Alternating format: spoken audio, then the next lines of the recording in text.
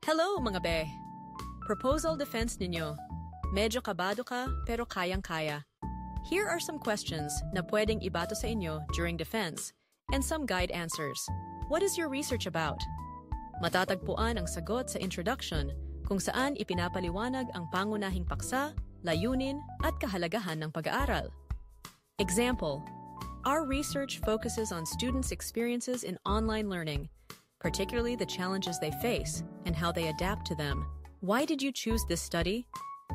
Makikita ito sa introduction, kung saan ipinaliliwanag ang dahilan ng pagpili sa paksa at ang posibleng epekto nito sa iba't ibang sektor. Example, we chose this study because online learning has significantly impacted students, and we want to understand its effects on their academic performance and well-being.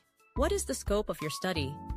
Ito ay matatagpuan sa Scope and Delimitations, kung saan tinutukoy ang saklaw ng pananaliksik, kabilang ang mga kasali at hindi kasali sa pag-aaral. Example, this study covers students currently engaged in online learning but does not include teachers or school administrators. What problem are you trying to examine in this research? Nasa statement of the problem at theoretical framework ang sagot, kung saan ipinapaliwanag ang pangunahing suliraning nais sagutin ng pananaliksik at ang teoryang gagamitin bilang batayan.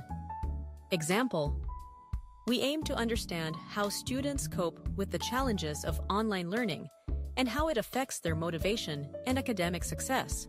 Who will be benefit in your research?